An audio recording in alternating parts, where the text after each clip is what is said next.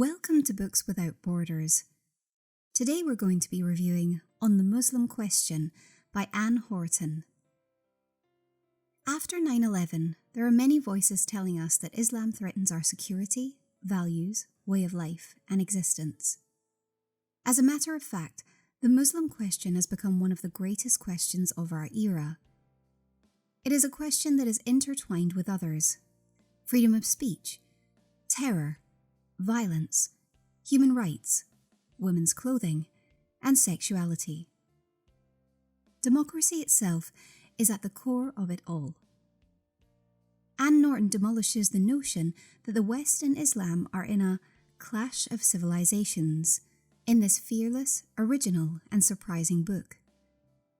She argues that what is really at stake is the West's commitment to democracy and the Enlightenment principles of liberty, equality, and fraternity.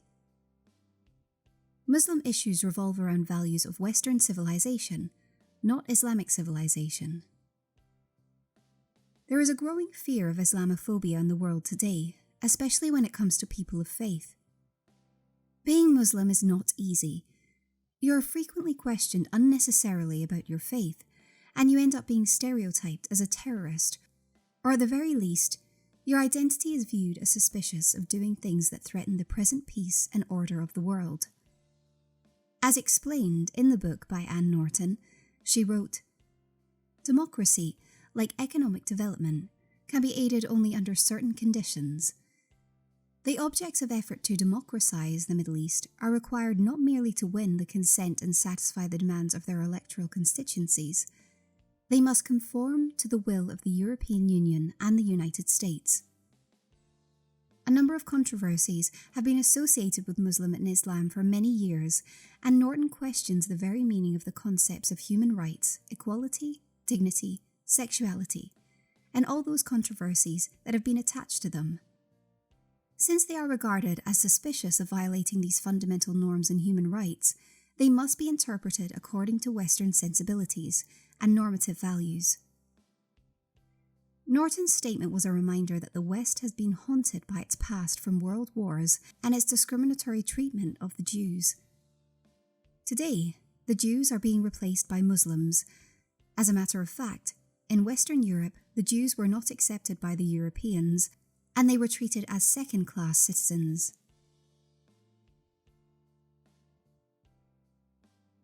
The book illustrates beautifully the inconsistency and hypocrisy of Orientalists regarding issues such as veil and sexuality, free speech and democracy.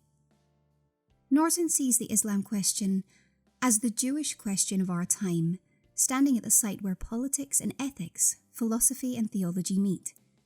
This is the knot where the politics of class, sex, sexuality, culture, race, and ethnicity are entangled. The site where structures of hierarchy and subordination are anchored. It is here, on this terrain, that the question of the democratic, its resurgence or further repression, is being fought out. This book demonstrates how many of the problems in the West are reflected in the questions raised against Muslims.